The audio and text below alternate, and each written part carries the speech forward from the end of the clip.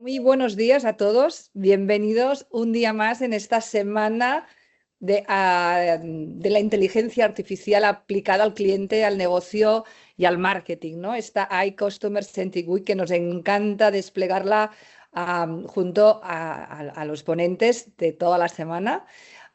Y hoy, nada, quiero dar los buenos días, la bienvenida a JR. Juan Ramón Segura, buenos días. ¿Cómo Buenos días, estás? Joana. Buenos días a Me todos y gracias encanta. por conectaros. Gracias, como decía, a todos vosotros por estar cada día a nuestro lado. A todo el equipo de Incipi, que además le quiero agradecer, están detrás. El lunes, en esta semana, y no solo en la semana, sino como sabéis que el lunes también presentamos el estudio donde vemos cómo la IA está impactando en cliente y en negocio, ¿no? A lo largo de estos días hemos ido viendo precisamente esto, ¿no? Cómo nos preparamos y nos encanta contrastar, compartir y debatir cómo estamos desplegando, ¿no? Porque lo estamos haciendo en directo, cada día estamos experimentando y esto es lo que nuestros ponentes nos dicen cada día. Arrancamos, como sabéis, el lunes con César, donde veréis los que espero que hayáis podido verlo, y si no os enviaremos las grabaciones de la semana este viernes, entre viernes y lunes de la semana que viene, conjuntamente con el estudio. Con él vimos cómo la IA impactaba en toda la estrategia de marketing y para los marketers y también en negocio. Ayer vimos con Floren, el responsable de experiencia del alumno en Planeta Formación y Universidades, cómo estaban haciendo predictivos y cómo la IA estaba mejorando ese impacto en clientes, en experiencia y por lo tanto en negocio. Y luego mañana, al final de la jornada de hoy, presentaremos a la sesión de mañana, pero hoy me quiero concentrar en nuestro profesor, en nuestro invitado, en nuestro ponente. Como os decía, voy a darte paso, te voy a presentar brevemente. Nos conocemos de hace muchos años, él lleva una larga, yo diría, si hay un profesional que más sabe de innovación y de salud, este es JR. Lleva una larga carrera profesional en diferentes, él es sanitario, como siempre dice, y muy orgulloso, y toda Ujú. su vida en una larga carrera profesional en diferentes farmacéuticas, la más larga en su anterior empleo en Sanofi. De hecho, lo hemos tenido a nuestro lado muchas veces porque hemos trabajado juntos con él cuando estaba en Sanofi y ahora en una nueva aventura. Él es un hombre de aventuras, de innovación, siempre dispuesto a crear algo nuevo, y en Medtronic, ahora nos lo explicará, ya está impactando su innovación en Medtronic.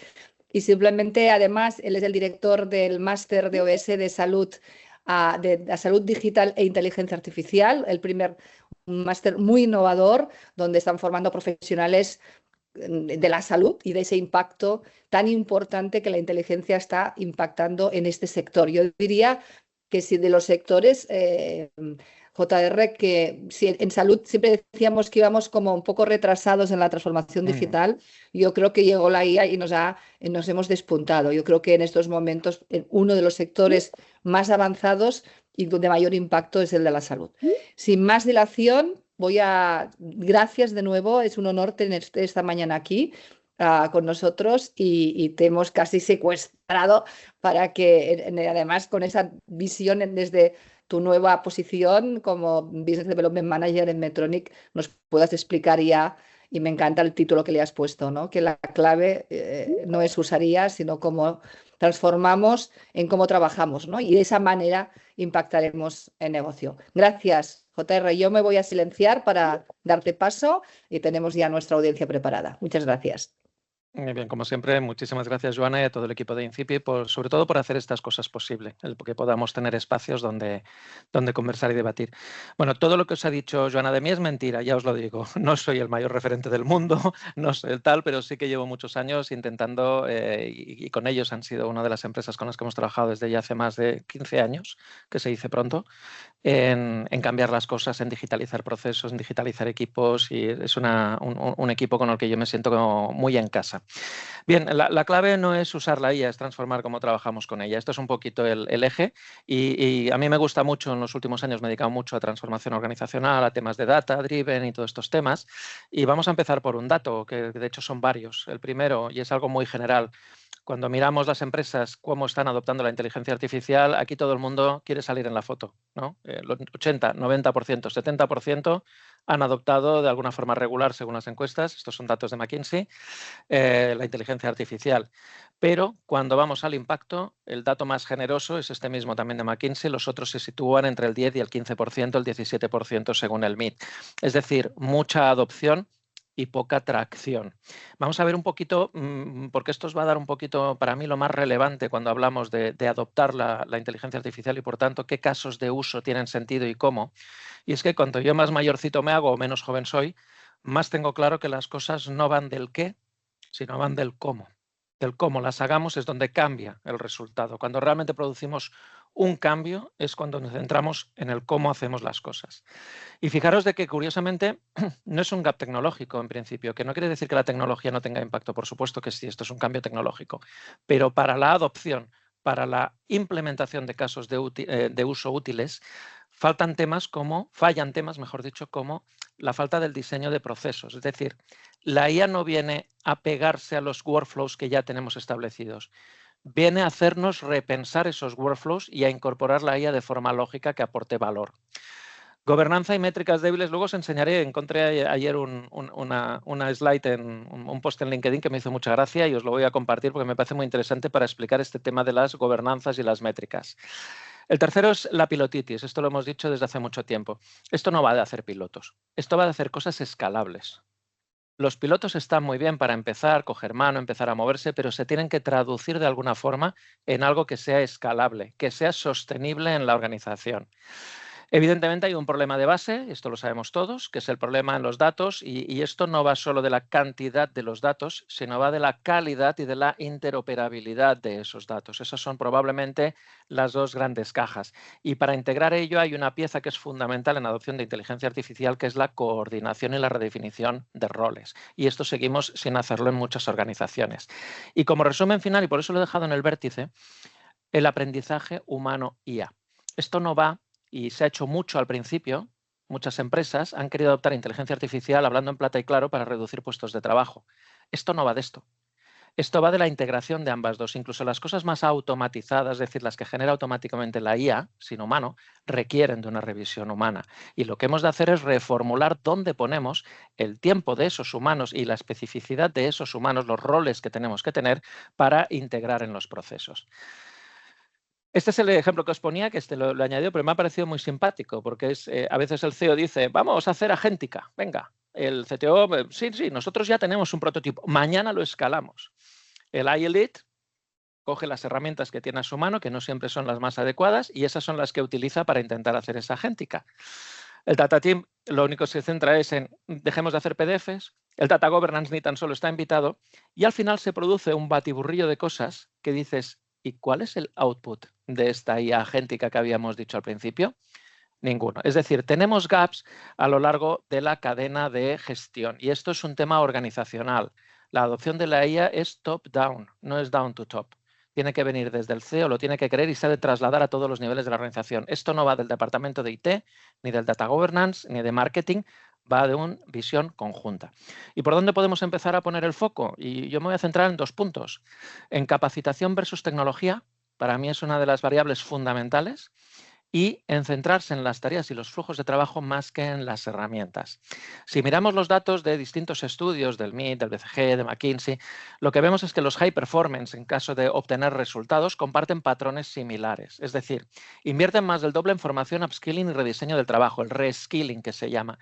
La gente, antes de la IA, no se ha vuelto estúpida en el momento en que se incorpora la IA. Simplemente les hemos de acompañar a que ese conocimiento que tienen del negocio, del sector, etcétera, lo hagan incorporando la inteligencia artificial.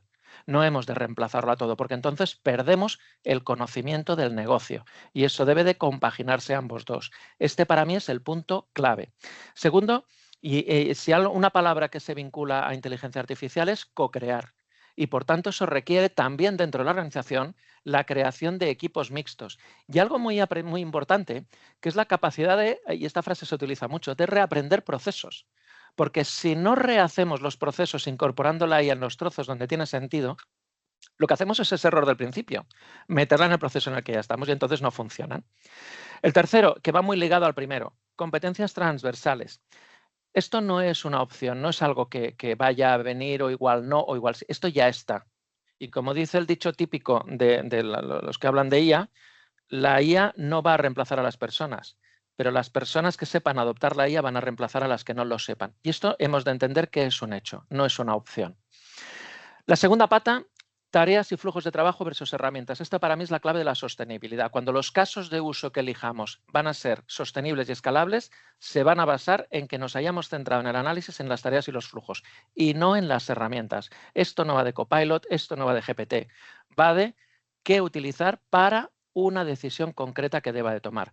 Y por eso va bien empezar por analizar las tareas, ver qué, o sea, la inteligencia artificial, otra frase muy típica, no reemplaza a las personas. Las personas asumen roles en sus funciones y esos roles se componen de distintas tareas. Lo que la IA va a incidir, y es donde debe de incidir para que sea sostenible, es en esas tareas que realiza la persona. Y por tanto va extremadamente ligada a la definición del proceso de hacerlo de nuevo, integrando lo humano y lo artificial. Y esto implica lo que decimos, redefinir roles y flujos. Y la última parte muy importante es que se plantea como una experiencia operativa, es decir, como un cambio sostenible. Si afectamos en las formas de trabajo, si afectamos en los roles y en las tareas que realizamos, lo que hacemos es que sea integrable y no una aplicación aislada, un chatbot experimental, es decir, volver a caer en la pilotitis. Bien, ¿y cómo podemos mejorar los resultados? Muy simplemente, empezar por las tareas siempre. ¿Qué quiero hacer? ¿Qué quiero suceder? ¿Qué quiero que pase? El segundo, entender los modelos. Y esto es algo muy interesante porque tratamos a todos los modelos exactamente igual. Y yo siempre utilizo un ejemplo que es el de GPT. El GPT-4, hasta el GPT-4, tú tenías distintos modelos y dependiendo de la tarea que tú querías hacer con este modelo de OpenAI, elegías el modelo. Al menos eso es lo que tenía que hacer, que no es lo que hacía la mayoría. La mayoría iba al mismo. Eso es un error, porque los distintos modelos tienen capacidades diferentes, aunque todo se llame ChatGPT. ¿Qué pasa con GPT-5? GPT-5 aparece con un cambio de paradigma. En lugar de elegir el modelo, se compone de un enrutador y dos capacidades. Una diríamos más generalista y otra más deep search. ¿Por qué es importante entender el modelo? Porque si yo le pregunto a GPT-5 igual que le pregunto a GPT-4, la respuesta que me da no es adecuada, porque me va a enrutar por defecto según lo que él interpreta. Si hay una frase mágica, que es maravillosa en GPT-5, que es decirle, prioriza la calidad por la velocidad de tu respuesta. Cuando tú le dices esta frase, que priorice la calidad por encima de la velocidad, te enruta directamente con el Deep Search y por tanto la respuesta que da GPT-5 es más adecuada. Adecuar los prompts. Hemos hablado mucho de prompts. Hay 200.000 personas que hablan del prompt perfecto. Primero lo que hay que tener claro es que depende de lo que vaya a querer, necesitaré un prompt diferente. En imagen no puedo utilizar el mismo prompt que en texto. En imagen utilizaré la cámara, la luz, la posición, el tipo de ángulo. Esa es la información que le he de dar. Y segundo, muy ligado también a esta moda de los prompts, yo personalmente no busco el prompt perfecto. De hecho, incluso en LinkedIn encontraréis una plataforma para generar prompts reutilizables en mi perfil, pero donde sí he visto que hay el cambio muy significativo es en la iteración. Es decir, cuando yo utilizo GPT como un compañero y converso con él, los resultados que saco son excepcionales y me evitan el tener que perder demasiado tiempo en intentar encontrar el prompt ideal. El tercer punto más relevante es combinar IAs. Esto no es un café para todos. No hay una mejor IA para todo, sino que hay una IA para cada tipo de tarea. Y por tanto, la combinación de determinadas IAs para determinadas tareas me va a mejorar el conjunto del proceso. Y esto nos lleva a la última pata, que es la que está más de moda ahora, que es todo el tema de la IA agéntica o de los agentes de IA. Es decir, cuando yo ya combino IAs, lo que hago es automatizarlas y, por tanto, genero una automatización basada en tareas realizadas. Bueno, vamos a pasar a los 3 casos de uso que os quería compartir hoy. Y lo que vamos a hacer es también varias cosas, o sea, ver varios tipos, pero también lo he planteado de una manera donde nos permita ver de que la IA está al alcance de muchas cosas, más de las que pensamos. El primer ejemplo es con una inteligencia artificial gratuita, el segundo es bajo licencia empresarial y el tercero es un desarrollo pro ya hecho ad hoc, mucho más profesional desde la compañía. Vamos a por ello. El primero, y ahora se habla mucho, yo lo utilizo y ya, gracias Joana por mencionar el máster, de hecho hay alguna alumna por aquí camuflada que he visto al incorporarse, con lo cual bienvenida Laia. donde este lo utilizo también en formación. Me parece que es una de las herramientas más potentes, es Notebook LM de lo que estamos hablando, pero esto, como he dicho, no va de herramientas, sino va de tareas. Es decir, cuando yo me planteo una capacitación o incluso una generación de contenidos técnicos más específicos, es cuando elijo una herramienta diferente de otra. Mi objetivo se va a centrar en el análisis de información o en comparación de documentos, en la formación y capacitación y preparación de equipos o, por ejemplo, de visitas a clientes, que es lo que nosotros utilizamos. E incluso, y esto es muy relevante, en información científica y regulatoria. Yo recuerdo en mi anterior compañía, cuando implantamos Copilot en el 365, en los equipos, la gente de regulatoria me decía, es que no me sirve para mí, porque me da respuestas que no me valen. Yo necesito mucha más precisión. Era un gran ejemplo de cómo decir de que esto no va de herramientas, sino que va de tareas. Y por tanto tengo unas necesidades. Y esas necesidades son fuentes cerradas, de calidad, tengo que tenerlas muy controladas. Segundo, no debe lucubrar, no debe interpretar, no debe inventar. No puede buscar en fuentes externas porque yo busco un rigor en mi respuesta. Y por ello, esta solución que os decía para este tipo de casos, para mí, es Notebook LM. Notebook LM yo lo utilizo de varias maneras. Lo utilizo tanto para nivel académico como a nivel profesional. Por ejemplo, para el análisis o comparación de artículos. Es un tema que funciona muy bien. ¿Por qué? Porque funciona sobre fuentes cerradas. Una cosa sí que os digo. Yo para utilizar Notebook, en muchos casos hago una creación de contenidos previa y utilizo otro tipo de herramientas. No voy directamente a Notebook, salvo que sean artículos, digamos, ya publicados, por decirlo de una manera, o documentos cerrados. Yo normalmente los creo con ayuda de GPT o Gemini, menos de Copilot. Copilot y yo no nos llevamos muy bien. Los gráficos y esquemas los genero con Napkin, es una herramienta que conocí a través de una persona que está también de audiencia y que funciona muy bien para generar esquemas. Es de lo mejorcito que he visto, lo único que tiene mucho límite si no vas a la de pago, como todas, y una optimización de fuentes que depende de lo que haya, utilizo Perplexity o Evidence o Connected Papers o alguna más, dependiendo de lo que busco. No todas valen lo mismo. La que está muy de moda en salud es Open Evidence, porque están detrás JAMA y New England, pero precisamente eso también tiene la limitación de ese tipo de búsquedas. Es decir, hemos de entender cómo funciona cada modelo para ver qué es lo que necesitamos. Los ámbitos de aplicación de Notebook para mí son enormes. Para mí es una de las herramientas más interesantes que hay ahora en la vida diaria de las personas. Me vale como educativo para apuntes y recursos, formación comercial, análisis documental, preparación de reuniones, información de clientes o maximizar contenidos. La estructura de Notebook es básicamente muy intuitiva. Son 3 grandes cajas. Lo que son las fuentes, y yo aquí, por ejemplo, ahora os enseñaré el ejemplo, le subo lo que es documentos que yo quiero. Te genera automáticamente un análisis de estas fuentes y tienes un chat exactamente igual que tendríais con un Copilot o como un GPT para poder interactuar o limitar o delimitar lo que queréis que os analice de estas fuentes que habéis puesto. Y Studio lo que permite es generar contenidos adecuados a estas fuentes exclusivamente y a estas instrucciones que le hayamos puesto. Me voy a salir un momentito para irme precisamente a Notebook. ¿Y veis la pantalla? Sí, JR. Sí, vale, perdona. perfecto. Bien, no pasa nada, gracias. Bien, como os decía, esta parte de aquí es la parte de fuentes, donde yo lo que he hecho es subir, en este caso es un ejemplo de mi máster, donde yo lo que he hecho es subir los webinars y los apuntes de toda mi asignatura. Con lo cual lo he limitado a unas fuentes muy concretas y muy definidas. Que esta es la gran ventaja de Notebook, no elucubra. Esta es un modelo perfectamente entrenado para trabajar solo sobre las fuentes que tú le subes, que ese es el valor para mí. El segundo te genera un texto y tú a partir de aquí puedes interactuar con él. Por ejemplo, yo le había preguntado antes, genérame una tabla que destaque los principales puntos y conceptos de la inteligencia artificial basándose en las fuentes proporcionadas. Y aquí te genera lo que tú quieras. Puedes acotarlo en lo que tú quieras. Y esta es la parte interesante de generación de contenidos, la parte del estudio. Es extremadamente intuitiva. Tan intuitiva como si hacéis clic en todos ellos, os genera ya automáticamente el output, excepto en la parte de informes, donde si vais, veréis que os abre distintas opciones. Os puede generar de estas mismas fuentes una entrada para un blog, una guía de estudio, donde os genera preguntas en plan test y unas preguntas de debate para abrir. Esto es muy interesante a nivel conceptual para formar equipos comerciales, para formar a médicos en un estudio o en una metaanálisis distinto, para muchas cuestiones. Resúmenes, te genera una propuesta de valor, una guía conceptual o hacer creaciones propias. Esta es una parte muy interesante. Pero yo me voy a parar en 3 más, que son las tarjetas didácticas, ¿vale? El mapa mental y como veis aquí el podcast, que no lo voy a poner, pero lo vais a ver, lo tenéis directamente funcional.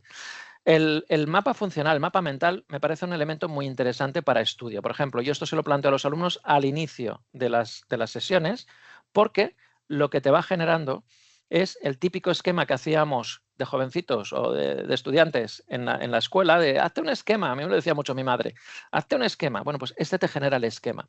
Y esto te permite tener una estructura. Fijaros que hay 8 artículos, 8 documentos. Y este elemento lo que me ha generado es un resumen de cada cosa que yo puedo ir viendo y desplegando según la complejidad de cada cosa. Y me permite tener una guía de estudio interesante y rápida. Esto se genera en segundos. El segundo que os voy a enseñar son las fichas de salud. Y es que las fichas de salud es muy interesante también para reforzar conceptos. En este caso, fijaros que ha generado 76 tarjetas donde te formula preguntas de distintas fórmulas. Esta, por ejemplo, es de rellenar las palabras que faltan.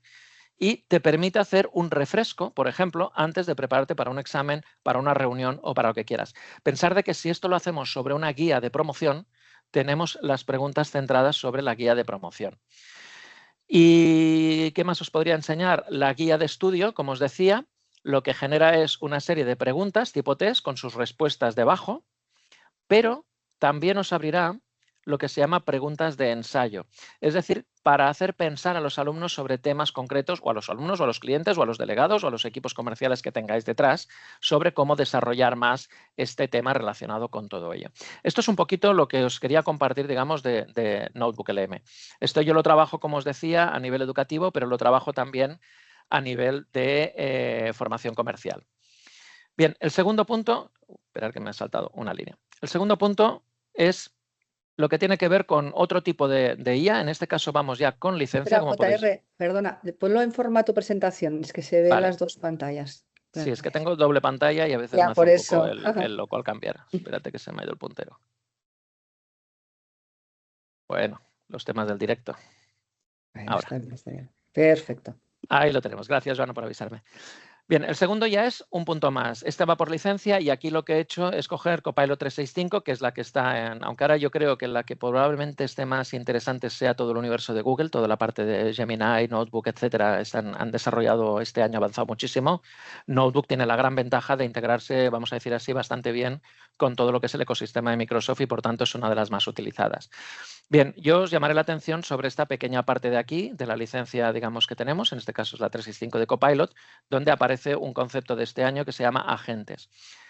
Microsoft tiene la manía de cambiarle los nombres a todos y volvernos locos. Le llama copilots a los chatbots, les llama agentes a los chats personalizados, pero el concepto no está mal, porque luego siempre los puedes automatizar con Power Automate, que son los propios sistemas de automatización de ellos.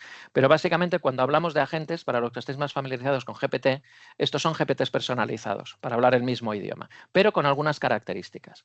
Fijaros de que en este caso, en mi tarea, yo trabajo con un equipo básicamente quirúrgico, donde nuestros delegados comerciales entran en quirófano y están al lado del cirujano. Y por tanto, necesitamos una herramienta que nos ayude a determinadas tomas de decisiones en tiempo real, donde, como os podéis imaginar, no podemos estar esperando a ver si la semana que viene me llega la bibliografía. Entonces, lo que hemos hecho es crear un agente, que de momento es una versión, digamos, de prueba, que la estamos empezando a utilizar. Pensar que yo llevo solo 3 o 4 meses en la compañía. Y lo que estamos haciendo es crear un agente, un GPT personalizado, con varias particularidades que a mí me interesaban. El objetivo era el análisis de información o comparación para respuestas rápidas y, sobre todo, precisas. No podemos cometer errores. Para hacer ello, las necesidades son respuestas rápidas de alto contenido técnico, pero a la vez fuentes cerradas y de calidad, solo información validada. Y no debe, una vez más, elucubrar o inventar, no debe buscar fuentes externas, por ejemplo, porque si no me puede generar errores. Y la solución es, como os decía, el agente de Copilot 365. ¿Por qué? Porque en este caso, aunque yo lo que más me gusta son los GPTs personalizados, yo soy más de OpenAI que de Microsoft, lo reconozco, sí es verdad que para entorno empresarial, Copilot 365 permite redireccionar a los SharePoints internos que tenemos en la organización. Y esto, en este ejercicio que yo estoy diseñando, en esta tarea y con este objetivo, me produce un valor adicional. ¿Por qué? Porque me permite trabajar en temas en soporte técnico en tiempo real. Me permite controlar la información técnica, porque controlo ya la fuente, es exactamente la que me pone, puedo ver el grado de actualización. Y me permite, con la capacidad del modelo que ya está entrenado, personalizar la respuesta al cliente, etcétera. Si vamos a verlo en vida real, digamos, bueno, vamos a entrar desde 365 directamente. Bien, este es lo que os decía. Aquí está el apartado de agentes donde se pueden generar este tipo de GPTs personalizados. Este es el que tenemos ahora, que como veis tiene la función, la visualización es exactamente igual que podría ser un GPT, pero donde yo ya tengo, por ejemplo, centradas preguntas, por ejemplo, el uso de resonancia magnética, lo que nosotros llamamos son neuroestimuladores que se implantan quirúrgicamente y, por tanto, cuando un paciente se ha de hacer una resonancia magnética, es un tema donde algunos productos pueden, otros no, y por tanto es importante tener la respuesta. Os lo he hecho en tiempo real, tardará unos segundos, pero creo que vale la pena verlo por ver el impacto de este tipo de sistemas. No te da solo la respuesta FETEN, sino que te permite generar cosas distintas. Y aquí es donde, por ejemplo, te habla de toda la compatibilidad de la tecnología, la preparación del procedimiento, etc. Una cosa que le he puesto en el prompt de sistema es que me lleve directamente al documento fuente. Eso significa, no a la referencia, sino al documento. ¿Por qué? Porque lo tengo en un SharePoint. Y eso me permite que nuestro delegado comercial tenga la fuente de datos original antes de darle una respuesta al clínico. Si veis el sistema de cómo se crean estos bichos, la verdad es que es muy sencillo y si habéis trabajado, insisto, con GPT veréis que es muy similar. Tenéis dos apartados, básicamente, de escribir, que aquí podéis interactuar con él, pedirle que haga cosas, que te oriente para ver lo que quieres hacer. En la configuración tienes todo lo que es lo que le llamamos el prompt de sistema, las instrucciones. Y lo interesante de Copilot en este caso es que, como podéis ver, está capado, por decirlo de una manera con perdón, a webs externas y yo controlo perfectamente los SharePoints de los que quiero que me saque la información. A su vez, le puedo incorporar otras capacidades del propio entorno de Microsoft y generar preguntas, que son las que os aparecen aquí, ya prediseñadas, donde yo facilito el trabajo de nuestros equipos comerciales para utilizar este agente, como le llama Microsoft. Este es el segundo ejemplo, es decir, hemos visto uno primero con una versión gratuita, el segundo lo hemos visto con una licencia de las más utilizadas, y el tercero, os lo voy a ilustrar simplemente, ya sería los desarrollos pro, es decir, dependiendo del momento en el que esté vuestra empresa, puede tener más sentido empezar por unas o por otras, por eso lo he querido plantear de esta manera. Como os he dicho, nosotros trabajamos en formación de cirujanos, básicamente. Entonces, uno de los facetas es que yo si quiero que me opere alguien, espero que sea el más preparado posible. Y una de las herramientas que hemos hecho es adoptar la inteligencia artificial precisamente para mejorar esas skills en base al conocimiento del cirujano. Lo que buscamos aquí es la formación con un objetivo de personalización. ¿Cuáles son las necesidades? Necesitamos una herramienta entrenada. En este caso es un banco de imágenes de vídeo quirúrgico enorme del que disponemos, que es un poquito lo que podéis ver por aquí. Y este es parte del banco, como lo ven en el espacio donde lo tenemos en web. Por supuesto, seguridad, capacidad de almacenaje y privacidad. Aquí trabajamos nosotros con Amazon Web Services. Y el análisis, que tener la capacidad de analizar la técnica de cada cirujano. Y por tanto, es algo personalizado. Y esto es una herramienta que se denomina Touch Surgery, que es este elemento, digamos, de entrenamiento. ¿Qué nos permite? Nos permite hacer un análisis generado con inteligencia artificial. Este es un ejemplo ilustrativo, donde al médico le damos acceso a estos vídeos que tienen que ver con la técnica que queremos que mejore o que él quiere mejorar. Lo que hacemos es también subir las grabaciones del propio cómo opera este cirujano en el día de hoy y se genera este tipo de informes personalizados que están generados con IA, pero siempre con una revisión de un cirujano experto, donde se le hace un análisis de situación de cómo está operando él. A partir de aquí se desarrolla un programa, que es complejo, esta es la clave de todo el tema, personalizado, adaptado con diferentes módulos y diferentes formatos, y al final lo que podemos ver es, para esta técnica quirúrgica A, cuáles son los tiempos, los procesos que siguen los estándares, es decir, estos son los grandes cirujanos, los más reconocidos, cómo hacen estas operaciones.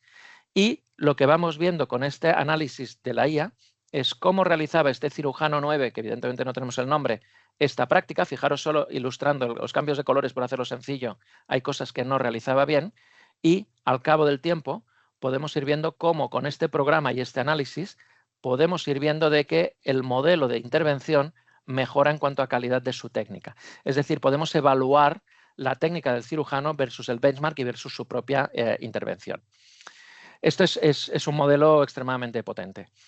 Como conclusiones, yo hay una reflexión que esta me la pasó una compañera y me pareció brillante, porque al final el resultado de estos casos de uso que apliquemos va a ir ligado al uso que aplicamos, es decir, a la tarea y al valor del conocimiento humano. Y el conocimiento humano tiene un valor muy importante a la hora de decidir qué hacemos con la IA. Si la persona que tenemos es experta en una materia X o en una tarea, el acceso al conocimiento le representará una mejora, porque accederá a información más rápido y con más claridad, sabiendo que él ya es experto en la materia. Si no es experto, el acceso al conocimiento le va a pedir aprender, pero le va a poder aprender para comprender lo básico. No le podemos pedir lo mismo que a este porque cometerá errores, porque no es tan experto. En cuanto a la creación de contenido, pasamos a términos de eficiencia. ¿Por qué? Porque producirá el contenido antes y mejor, porque esta persona sabe perfectamente que esto es correcto o no correcto. Si no es una atribución, tendrá contenido, pero no sabe validar si es correcto o no. Esto nos puede pasar con gente con muy poca experiencia y que, por ejemplo, cometa errores por ejemplo, de gestión regulatoria, como en nuestros casos en salud, donde es muy importante. Y lo más relevante es la toma de decisiones, que esto lo hacemos mucho.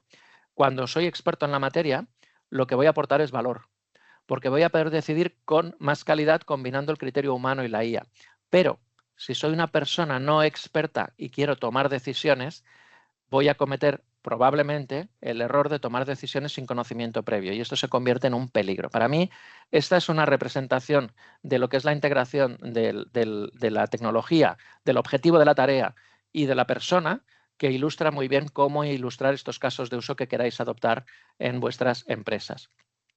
Y finalmente, como resumen, el valor depende de personas, tareas y procesos, no de probar herramientas. Esto es algo que hemos de sacarlos.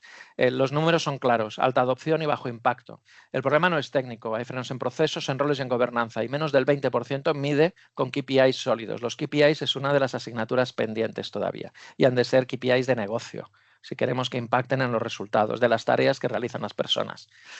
IA sin rediseño de procesos, es decir, sin integrarlo y reformular el proceso, no va a aportar valor. Va a ser un parche, que lo que os va a generar va a ser más tensiones. Solo el 20-25% transforma tareas y esto es lo donde hemos de ir. Todavía tenemos mucho camino por recorrer. Y la IA se añade como una capa, no como un cambio operativo, no sustituye. Eso es otro error. Todavía necesitamos, y por mucho tiempo, el control humano y la supervisión humana. La pilotitis, muchas pruebas poco escalado, solo un 10%. La pilotitis es algo que hablamos de hace mucho tiempo, que incluso con César en alguna sesión que hemos tenido, y es una de las enfermedades de la IA en las empresas. Hay que acabar escalando las cosas y pensar con luces cortas, pero con luces largas también. Y el factor clave, las personas. Cuando la colaboración humano se asocia a la IA, se multiplican por 6 la probabilidad de retorno. Estos son datos ya contrastados. Y el valor no nace en las herramientas, sino que nacen en las tareas. Cuando la IA es positiva es cuando mejora los flujos concretos, no solo probar apps por probar apps. Solo genera valor cuando cambia la forma de trabajar. Y para mí el proceso, el principal resumen del caso de uso que podemos utilizar es empezar por las personas, la capacitación, identificar las tareas en las que me voy a centrar, reformular los procesos, evidenciar que el resultado es positivo y, por tanto, pasarlo a escalarlo a acciones en el día a día. Y hasta aquí hemos llegado. Bueno, muchísimas gracias, JR. Como siempre, clarísimo. Mira, te están aplaudiendo por todas partes. No tenemos preguntas, vamos un poquito pasados, pero yo sí que tengo una pregunta. Si no veo que el público, yo creo que la has clavado. Creo que has abordado un tema clarísimo de la tarea, ¿no? De cómo una persona conseguir las tareas, identificar los procesos, ¿no? Y no los procesos que tenemos, ¿no? Y hay un elemento adicional que te quería preguntar, que es la adopción posterior, ¿no? Cuando tú nos has presentado los 3 casos, etcétera, pero ¿cómo después o qué estáis haciendo, o bajo tu punto de vista, para que realmente no el delegado, uno de los delegados comerciales, sino todo el equipo comercial, en este caso que es tu responsabilidad, puedan adoptarlo, puedan creerlo y puedan desplegarlo? Esa es muy buena pregunta. Y esto va de que, y fíjate lo que te voy a decir, los que más saben son ellos. Yo solo estoy trabajando con ellos en facilitarles la herramienta que les ayude a hacer su trabajo. Y por tanto, lo que yo estoy haciendo es desarrollarlo con ellos. Es decir, yo he generado el modelo, he generado las primeras fuentes, he generado el prompt de sistema, el cual lo he ido depurando. Estoy trabajando ya con el equipo de marketing para ir adaptando los materiales más adecuados, los temas más correctos, las referencias. Aquí tenemos referencias bibliográficas, etcétera. Y ahora lo que vamos a hacer es hacer un escalado con ellos mismos, probándolo y contrastando los datos. Porque ellos son gente que lleva operando desde hace más de 20 años. Los equipos comerciales en tecnología sanitaria tienen un conocimiento técnico brutal. Entonces, ese es el mejor test, el hacerlo con la gente, porque además te va a dar 2 tipos de feedback. uno, ¿me sirve o no me sirve? Y dos, ideas para adoptar la IA de una manera que hasta ahora no se la habían planteado. Y entonces es cuando consigues esa escalabilidad. Yo necesito integrar la profesionalidad de mi gente en la IA, no la IA en su trabajo. Y entonces conseguiremos ese círculo virtuoso que hace que las cosas se escalen con la adopción y la aceptación de los equipos. Nadie rechaza la IA por definición, pero sí todos le tenemos miedo, porque no conocemos bien qué es lo que hay ahí. Yo creo que este es un tema clave. Me quedaría contigo porque yo creo que ahí es donde damos el claves. Fijaros cuánto tiempo estamos trabajando, JR, pensando en las personas, pero qué poco se hace. Y ahora yo creo que esa va a ser la diferencia en cómo haces el planteamiento. Se hace con, no desde y luego lo desplego, ¿no? Y esa va a ser la diferenciación entre las compañías que van a ir rápida y de éxito y de las que no, no por la herramienta. Gracias de nuevo por tu explicación, por los casos, por haber el reto lo has genial, realmente lo has conseguido de enseñar en directo. Hay una última pregunta, se la vamos a aceptar, que tenemos una pregunta del público. ¿Cuánto tiempo crees que tardarán las empresas en incorporar la IA de manera óptica? Dice Uy, Sergio. esa es una excelente pregunta, Sergio, y va a depender mucho de las propias compañías, es decir, de los equipos, y lo voy a ser muy claro, de liderazgo que tengamos en cada momento, que tengan la humildad de ceder poder, y en estos tiempos que vivimos cuesta de verlo, no solo en las empresas, para el bien común. Y eso dices, uy, eso suena muy a filosofía. No, no, no. Es el elemento extremadamente práctico. El esquema ese que os he enseñado de LinkedIn, de que el CEO dice yo quiero agéntica porque lo ha oído, porque tiene que estar bien, si no se lo cree, si no se traslada a toda la organización, no funciona. Y hoy hay mucha gente que tiene miedo de parecer que no sabe lo que se necesita. Y la gente no ha entendido de que lo estamos aprendiendo a medida que hacemos, que nadie tiene la respuesta a la piedra filosofal. El que menos miedo le tenga, la organización que menos miedo le tenga a cometer errores y a aprender del error y a learning by doing y a compartir ese aprendizaje dentro de la organización, son los que van a ir más rápidos. Ya hay empresas que están teniendo muy buenos resultados, ya las hay, pero son excepciones, son excepciones. Sí, sí, yo creo que ese es el gran trabajo, que es ir al detalle y ir con las personas. Y eso a veces parece que vayas lento, pero ganas mucho tiempo en esas primeras fases. Sabéis que desde Incipit lo sabes, ¿no? Que tenemos esa digo, manía, ¿no? De los empleados primero hay que trabajar con ellos, hay que incorporarlos y a veces se nos olvida. Y ese es el gran tema y eso es liderazgo puro. Muchísimas gracias. Algunos han dicho que se ha quedado corto, de eso se trata. Estamos cada día que tenemos más. Mañana acabaremos la semana, aunque sea jueves, porque tenemos el Black Friday esta semana, y donde, como decía muy bien JR, bajamos al proceso, vamos a presentar dos funciones clarísimas, dos responsables, en este caso de nuestro equipo, como un responsable de digital marketing y un responsable un director de arte han incorporado la IA en su propio profesión, en su propio puesto de trabajo. Exactamente lo que nos decía JR, que lo ha enseñado para los equipos comerciales. Mañana vas a tener la clase práctica de ellas dos, cómo han integrado, y así en todos nuestros empleados, cómo están integrando diferentes IAs en las diferentes fases de su trabajo, y porque la idea es precisamente esto, compartir ya no solo la estrategia y hacia dónde tenemos que ir, sino con casos prácticos, con realidad, porque lo estamos aprendiendo cada día. Gracias, JR, por tu explicación. Gracias a todos. Os dejamos aquí. Mañana seguimos. Un abrazo muy fuerte. Chao. Buen Gracias a todos. miércoles. Adiós.